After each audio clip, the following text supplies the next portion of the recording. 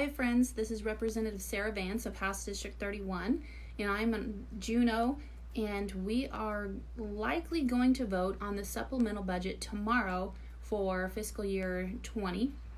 So this is proposals by the governor to fill the gaps on last year's budget before we work on this year's operating budget. So I just wanted to kind of give you a heads up on what's in it and what you can expect to see tomorrow.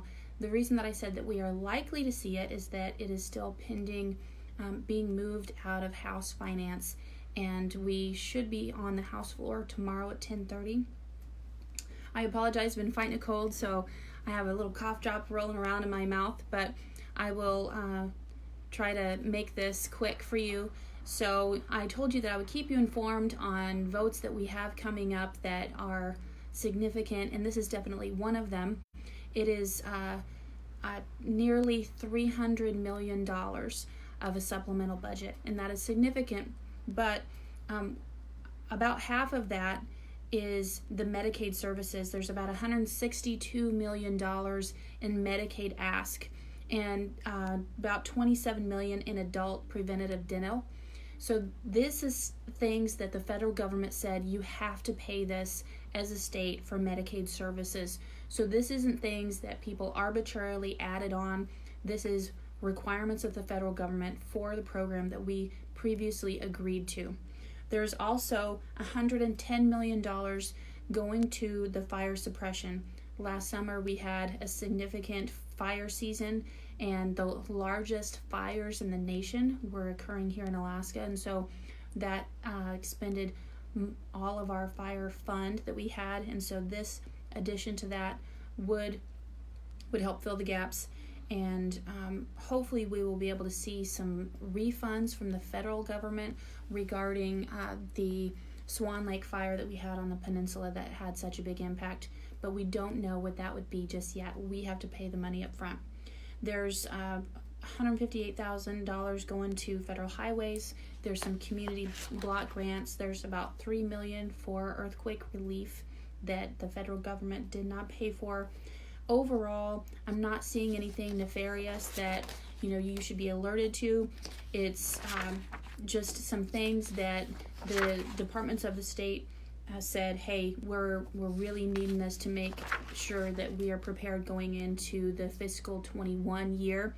There's also about $6 million that is going to Palmer Correctional Facility because the legislature made it very clear that we wanted to keep our prisoners in state as much as possible, and so they're working on opening that up. And let's see, we have $1.7 million going to public advocacy for defense. We have $1 million going to Pioneer Homes. That's been a big concern for payment assistance so that our seniors can remain in the homes. $6 million for Alaska Psychiatric Institute because if you remember, we came close to losing our federal accreditation, and they've worked really hard in making sure that that is meeting the obligations and is a safe environment, not only for the clients there, but also the employees. We have, criminal division, just there's some pass-through funds that have come. The Alaska State Troopers, there's about $6.7 million to the troopers. So there's just a few things like that. The number is really large, and to tell you, I do have a lot of heartburn in voting for something that has such a high dollar amount, but these are obligations that the state has made that we need to fulfill and pay our bills as far as Medicaid services that we owe those providers, and also pay for our fire suppression. I see quite a few friends signing on. Hi, how you doing? Miss you guys. See a lot of my Ninelchik friends, and I will be in district soon. Hopefully we can meet up this weekend. Let's see, one of the things, I guess you want to know how this is being paid for. There's been discussion on the proposal of where the money's going to come from, and this is coming out of our constitutional budget reserve, which is the state savings account. There's about $2 billion in the CBR right now, and this would reduce that a nominal amount, obviously, but it is recommended that we don't lower the CBR any more than that, because the CBR helps with cash flow for the state. And so what this clues us into is that the operating budget will likely be funded using the earnings reserve account. The earnings reserve account is part of the permanent fund. It is not the corpus, I want to make that very clear, but nonetheless, that's what we're looking at, unless there's other windfall money. So I have a question here. What are the block grants for? So let me turn to, let's see.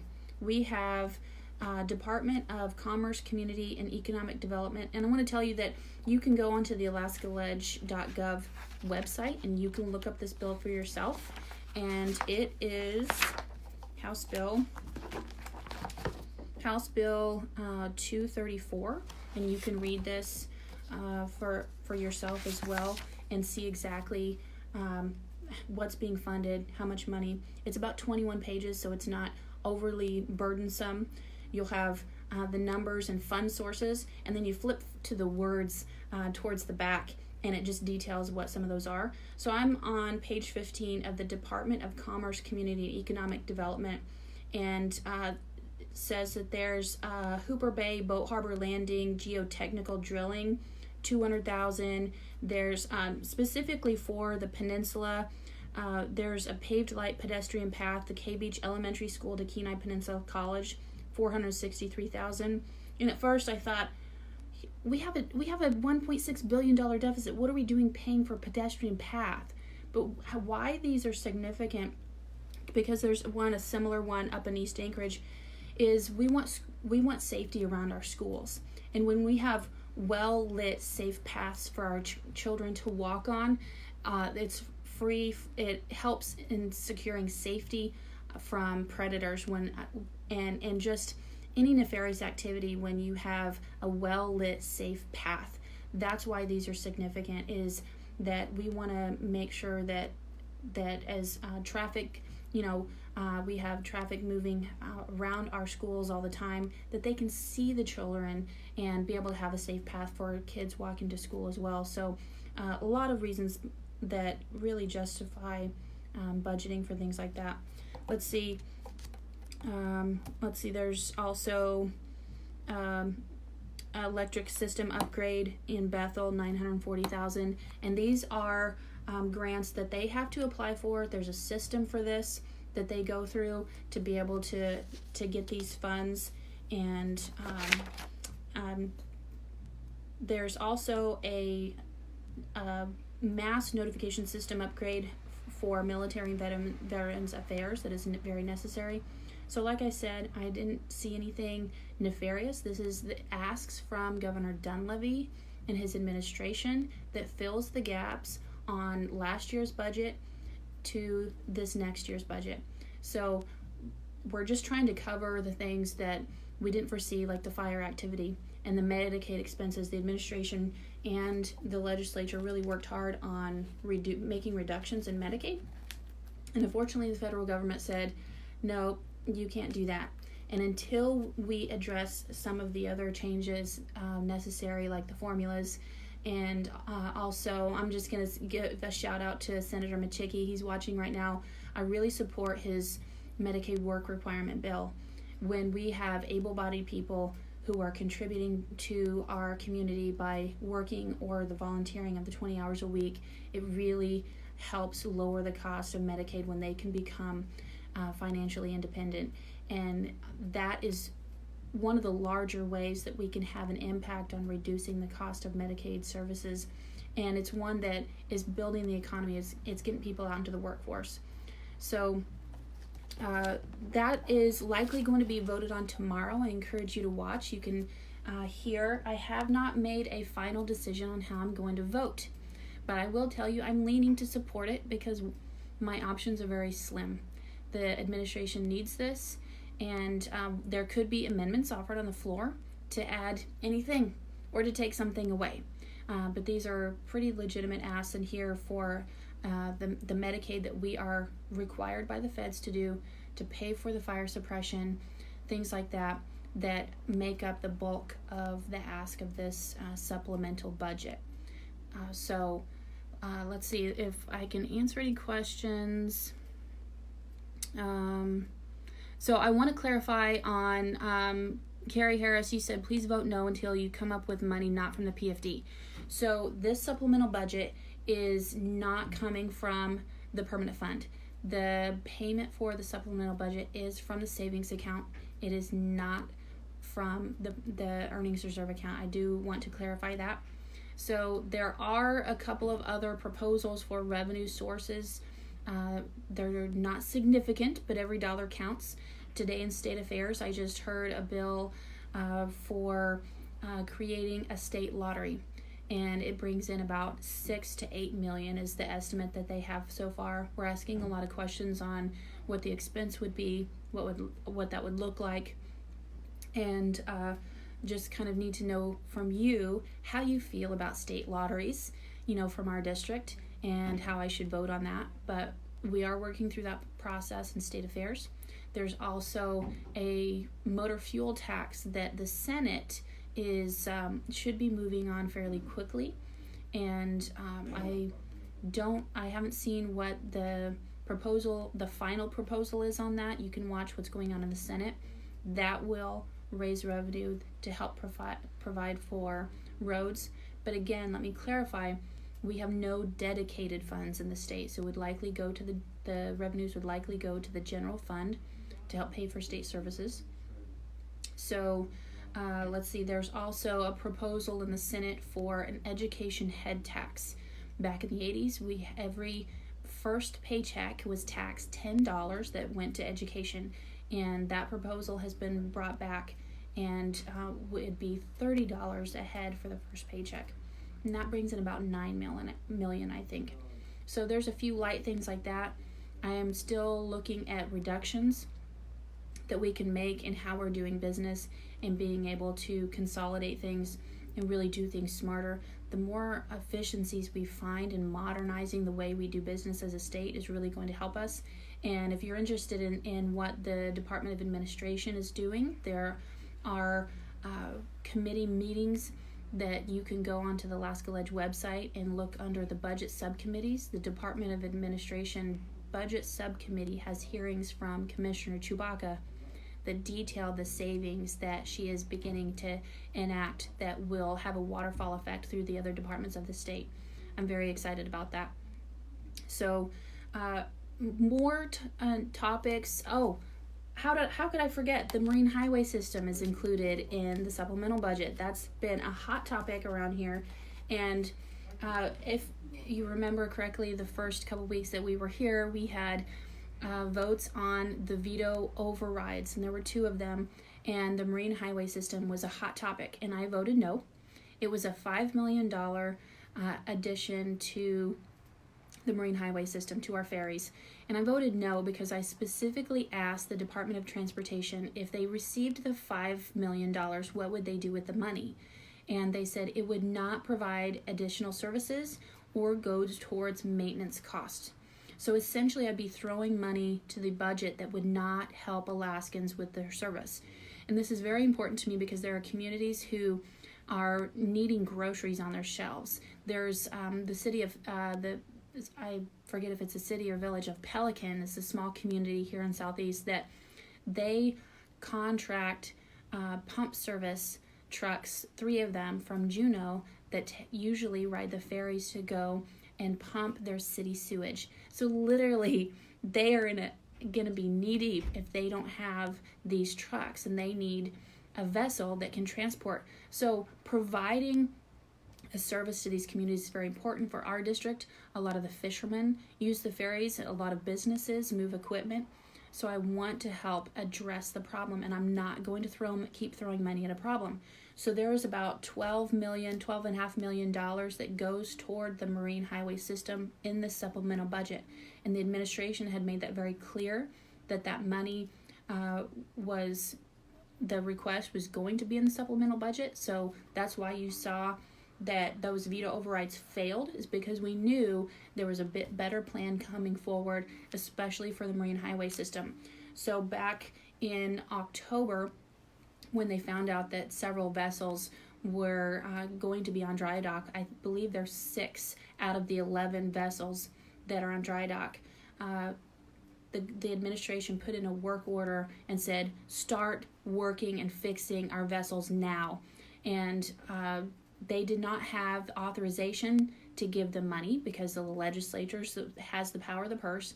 And they said, go ahead and start the work. We're going to ask for the funding in the supplemental budget. So that's why you saw me reject that vote. But it matters to me that we help support our coastal communities. The ferry system, unfortunately, is literally broken. I want to see us find solutions to that Alaskans can get services that they need. And we're going to have a long-term approach. So I'm glad that the governor has appointed a work group, a committee that is going to be looking at how we can do business differently when it comes to the ferry system and move forward to be able to provide services that are very needed to a lot of these communities. So since I have you here, I also have brought forth quite a few bills. Yesterday, we had bills read across. We had a deadline over the weekend to submit any other legislation, personal legislation. That means there can be no more for the 31st legislature. Committees can still submit a committee bill, and amendments obviously can be made, but any other personal legislation has come to an end, so you won't see any more added to the lineup.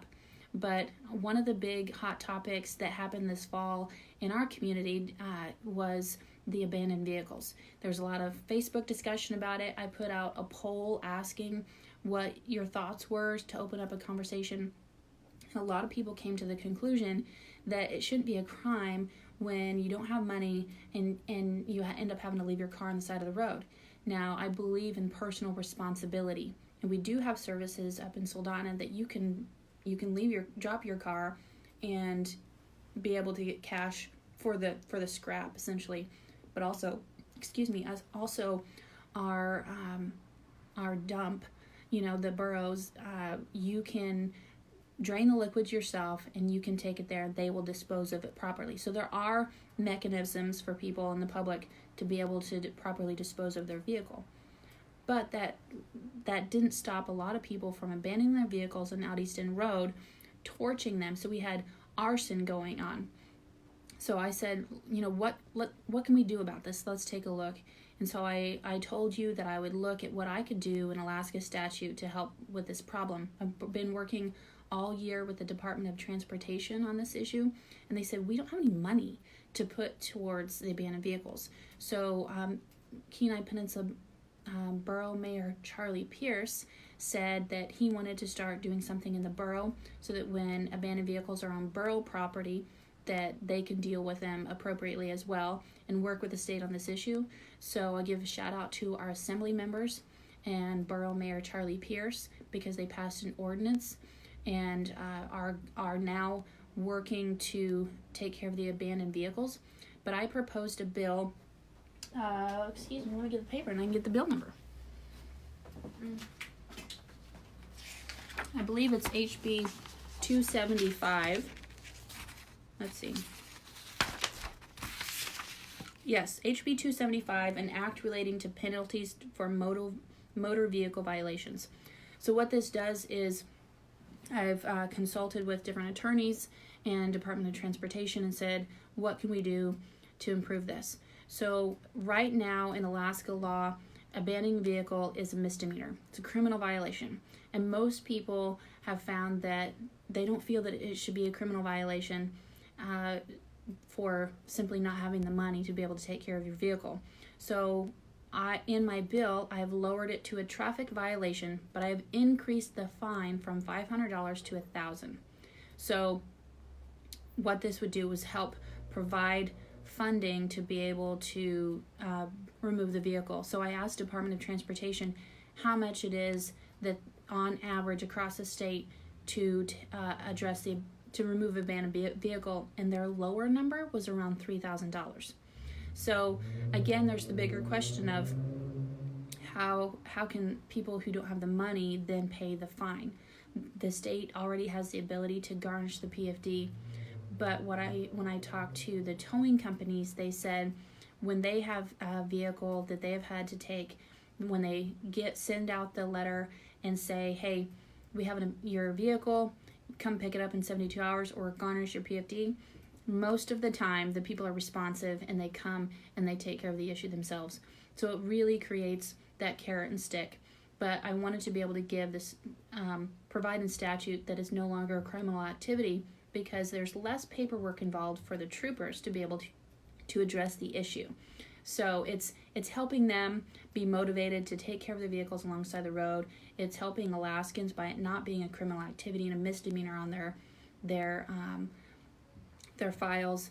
And the other thing that I did, aside from this bill, is I proposed an amendment into House Finance that would take money and place into the abandoned vehicle fund. In statute, there's already an abandoned vehicle fund, but there's never been money appropriated to it. So I asked Department of Transportation how much money they would need in order to help with the abandoned vehicle issue, and they said about $100,000, because we're a pretty big state. So I thought the Division of Motor Vehicles sees revenues based on its receipt authority, and the appropriate place for money to come to the abandoned vehicle from is from the Division of Motor Vehicles. So I proposed that amendment in House Finance. Representative Carpenter, who's a finance member, carried that amendment, and it passed tonight in House Finance. So it's going to go through the legislative process for the operating budget, and the Senate will have to confirm that. So it's not a final, but nonetheless, that money's there for the state to be able to start addressing a lot of the abandoned vehicles. So the $3,000 number that they gave me, I just want to address, that is not a hard number, because they work with local towing companies and the state employees to be able to remove the vehicles. But you have to remember, there are some extreme cases that make the cost go up. So that's not a hard number, but I just want to communicate, this is something that was important to our district, and I said that I would try to figure out what we could do on the state level to help with something that is that many of you deal with every day going to work, and we want to keep our communities safe, our roads safe and beautiful. So that is one. I have several other bills that you can go onto the alaskaledge.gov website, and you click on my profile, and it will see all the bills that I'm sponsoring and co-sponsoring. And I have also introduced a bill, HB 305, that you may have seen in the news, the heartbeat bill. I have 18 other co-sponsors that would put a prohibition on abortion from the time a heartbeat is detected in the womb. I feel that this is representative of the will of Alaskans, is to protect the life of the preborn children. And I have widespread support. It takes 21 votes to pass a bill in the House, and I already have 18 co-sponsors. So I'm only 3 co-sponsors away from having full support of this bill at the first introduction. It's a very, very clean and simple bill, and I welcome you to go and read that and have the conversation of Alaskans valuing human life. And I just wanted to share that with you today. Thank you for watching. This has been a little bit longer video, but we do have a lot of important things going on. I've been fighting off a cold and haven't had much of a voice, so I will be in district for a fast weekend this weekend, and I hope to see you. Miss being home, and we'll see you next time. So have a safe drive as you travel along on the peninsula, and be prepared for winter driving, but I will see you soon. Bye.